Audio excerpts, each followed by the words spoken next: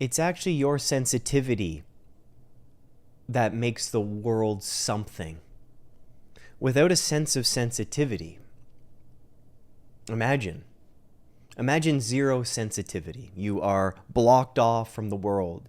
You have zero empathy whatsoever. With zero sensitivity, you feel nothing. The reason I feel this and me touching my body right here is because of the nerve receptors I have on my skin and the hair follicles and the electrical impulses to the brain. And this is all a type of sensitivity. The psychopath has zero sensitivity, zero empathy, zero compassion for others, zero theory of mind. So sometimes we curse our sensitivities because you might have feelings that just seem to be not understood by the masses. We walk around thinking that everybody has this shield and zero sensitivity. And the way we see people act, and you watch debates on TV and you think, how is this person a product of this world that calls for sensitivity, that calls for empathy, that calls for compassion and community and togetherness, because the only way we move forward is together. And what we've been told from such a young age, and a lot of you are in your 20s and your 30s, and you will remember, or you will learn if you haven't yet, that you can't do this thing alone. It's boring alone, that's for sure. It's soulless alone. It's not meaningful to do it all alone. Some things call for it, a lot of things don't.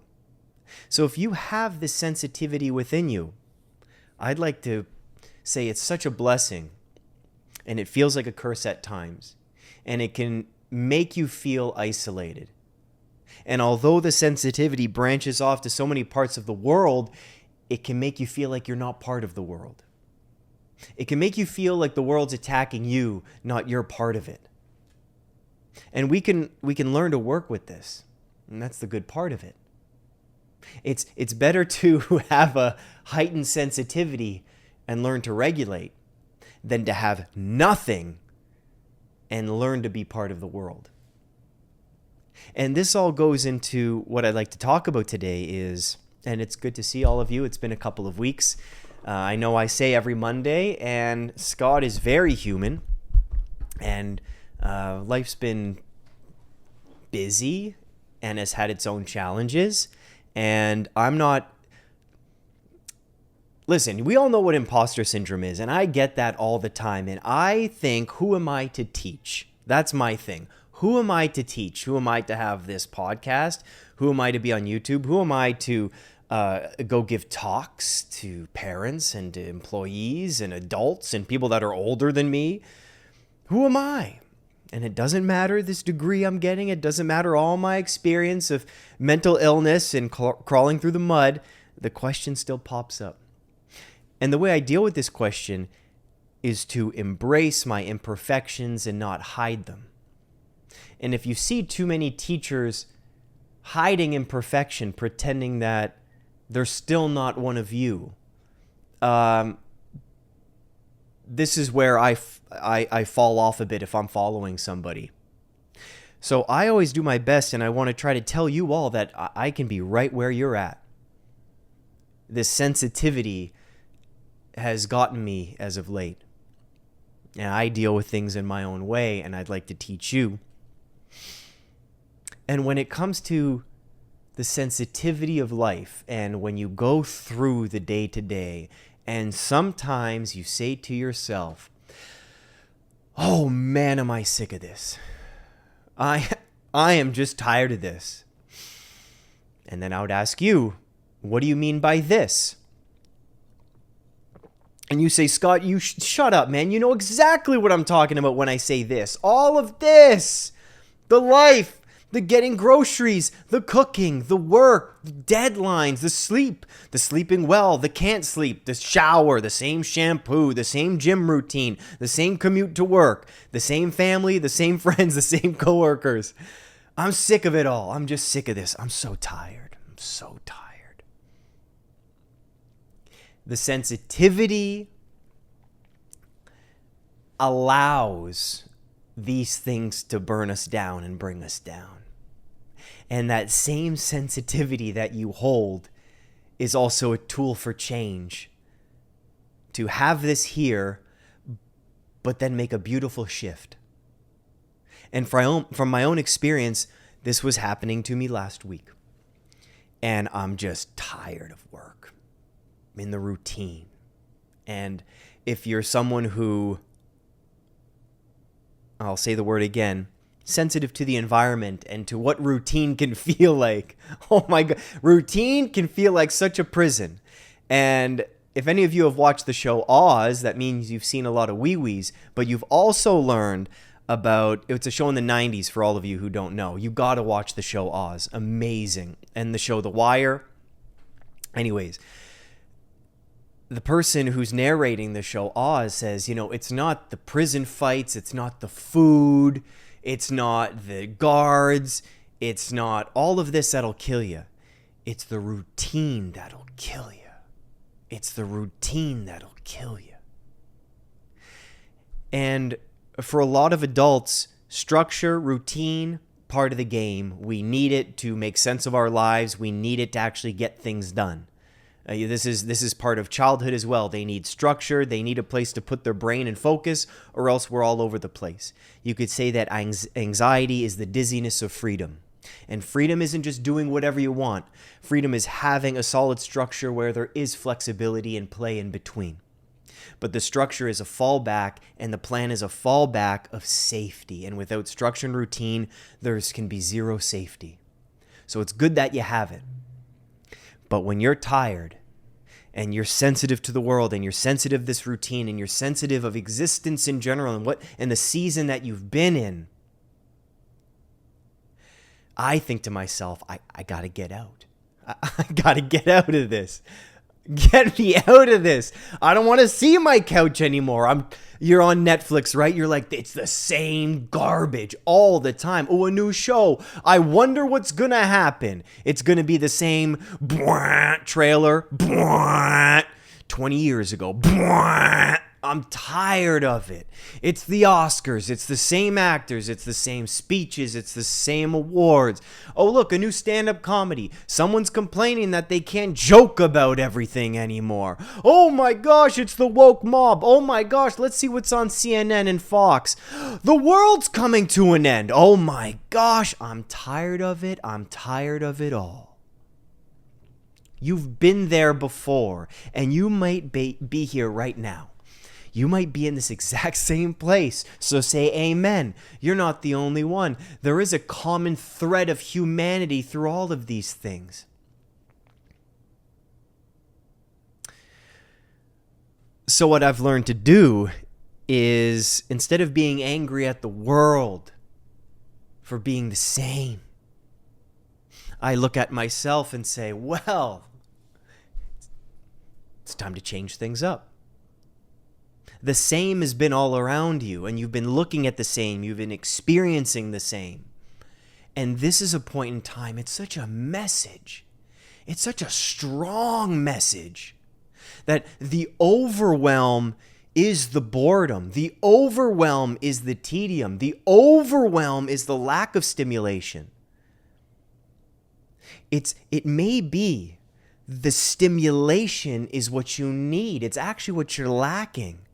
And the boredom is so unstimulating that it's stimulating you. It's pissing you off how bored it is. It's pissing you off at how similar things have been.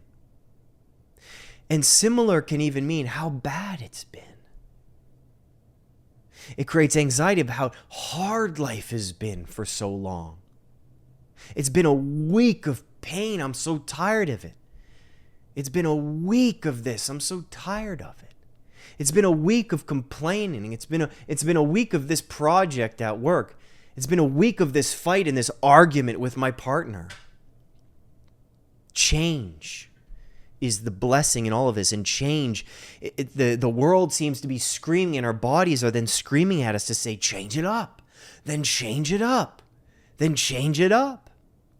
But we're so familiar with the pain and familiar with the cycle, and sometimes the boredom and the tedium and the seeing everything that's so the same, there's also a comfort in the similarity. There's a comfort in the knowingness. There's a comfort in what we know what to expect. We know what's coming, and we know what our reaction is going to be. So there's a slight comfort in this sensitivity and this sameness that's around us. But you say to yourself, I'm sick of it. I am sick of it. Scott, what do I do then? Well, here's what I did. No excuses. We got the dog right there, and I say, Perry, you can stay here for 5 hours. I got to go take care of myself. And I ask myself, Scott, and you know what I'm about to ask myself, because this is the number one thing as I'm teaching self-compassion to those who would like to learn all of the techniques. What do I really need right now? What do I really, really need right now? And if you're honest with yourself, okay, if you're really honest, right, if you're quitting smoking and you ask yourself this question, I'm stressed, I'm anxious, it's so hard, and you ask yourself, what do you really need right now? I need a cigarette. That's going to be the first thing. I need a cigarette. That'll help this temporary problem, no sweat. Just a nice drag. Oh my God, and you're imagining it, and mwah. But sit with yourself a little while longer and see if that's what you really need. That's not what you really need right now. That's the last thing you need, and you and I know it. So in this state, I sat with myself, and I'm like, what do I really need? And the first thing that came to mind is I need to sleep. I got to go to bed. And I said, okay, that's option one. But I feel an itchiness. I'm sick of it all. Bored. Work, stress, and more work. Oh, that's it. Oh, there we go. I need a jam session.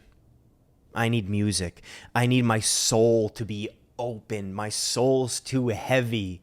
It's too grounded. It's too rooted in daily routine. I need to uplift this thing and let it float around. So I call up my buddy Ian. And for those of you who have followed me on Instagram, I don't post there anymore, but I've been saying album coming out next year, album coming out next year. And we haven't made an album, but we have so many songs. So I give Ian a call. I'll meet you anywhere, man. Let me know if it's 5 minutes from your house, if it's at your house, where do we got to go? And we find a spot almost halfway, and we go to the woods. And just when I park in the woods, I'm like, okay, this was it.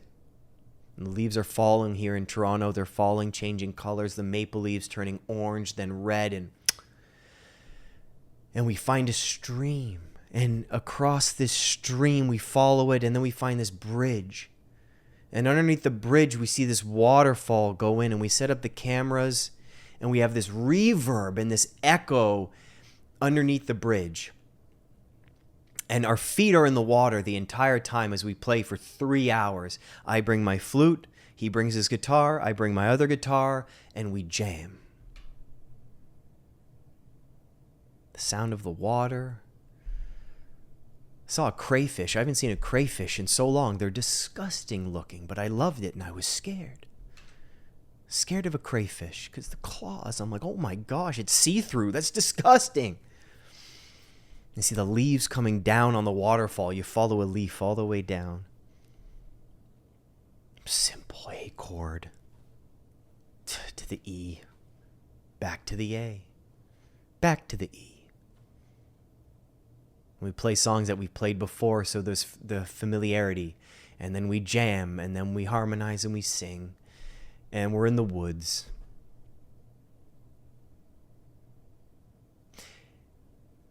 And that's exactly what I needed, to get away from the I'm tired.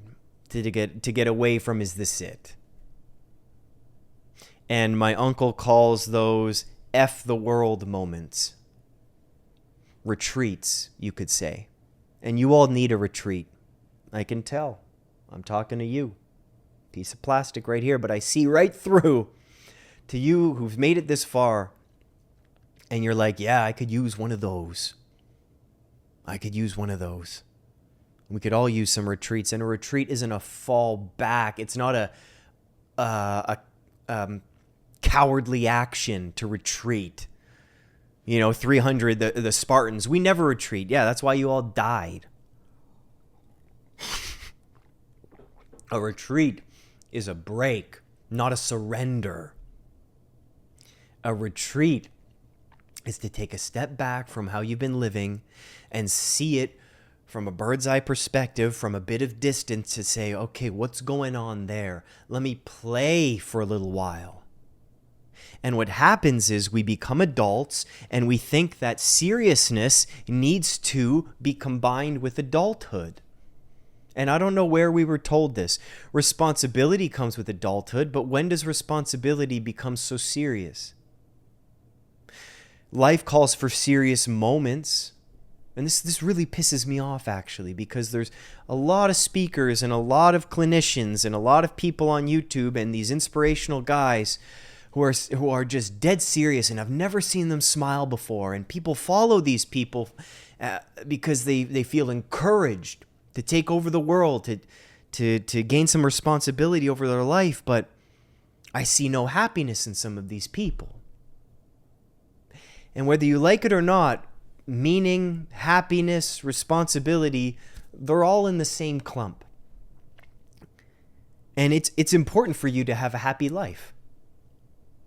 It's important for you to feel joy. It's important for me. I think God's given us this whole world and this body that can produce these gifts for other people. And you have them within you. And I have mine. I'd like to think my guitar playing with my friend Ian and his guitar playing and his singing, it's a gift for each other. Like, wow, what a thing. That brings us so much joy. So where do you find your joy? What part of you has been suppressed a little bit? Where can you retreat? Into the woods, to a friend's house? Where can you retreat to the keyboard I have here just to play a simple song? Where can you retreat to a street corner where you see the busyness of the city and people walking by? Where can you retreat to the water? How about the museum to look at history and things that existed and people that had dreams just like us that are now collections of pottery? It's unbelievable. Where can you find that? Now, retreating isn't just running to a place and hiding from yourself. You bring yourself where you go. You bring yourself. But what I found is in the woods and playing this, and I brought my full self, and a few things could be extinguished and absorbed. The water absorbed it. The leaves absorbed it. This was my sense of anger. This was my anxieties, the stress from working. Vanessa's back out west, so I got the place to myself, and it's strange now being in a bed alone and taking care of a dog for a whole month, and all the medications, and then having travel plans and speaking engagements and all of these things. But a retreat doesn't mean you lay them back and then you run away from them. Take your bag with you to the retreat and look at them there. And I took them with me, and they, by looking at them in a new space, in a new light, in a new environment, they created some cool music. And I was allowed there to yell at them. I was allowed there to yell at him. I was allowed to express what I needed to. And this is what the retreat can do. And this is what change can do. A change of environment, a change of people, a change of routine. When people go on vacation, it's not because you were at the beach in the sand and you went to an all-inclusive. No, it's simply a change of routine. It's a change of environment. It's not just because you got served mojitos from the water bar. It's not that. is you saw a whole new a range of things and new colors and new faces, and your brain had to work differently.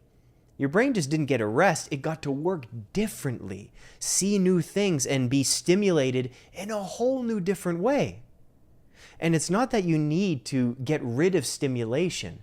It's that you need different stimulation. When you're tired of it all, what brings you rest? And a lot of the time we think rest, Netflix, sleep, nap, in a dark room, go away everybody, leave me alone. That can be rest for some, sure, or for a bit of the time. But I think if you sit with yourself, you may realize that new stimulation is needed, a new sense, a new bodily sense, a change. To break up the routine.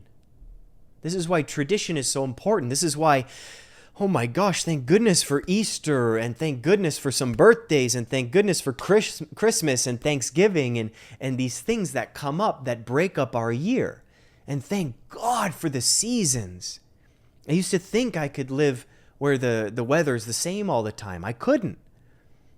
In Canada, in Toronto, we get sunsets at 9:30 p.m. in the summer and sunrises at like 5:30 a.m. Long days. And then we get really short days in the winter, which does suck. But again, it's change.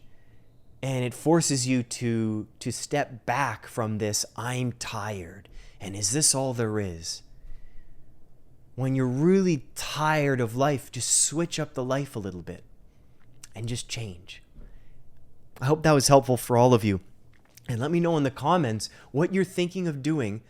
Excuse me. What you're thinking of doing to change up your routine. What are you going to give yourself? Excuse me. What do you really need right now? Write in the comments what you really need. And the first answer, note it.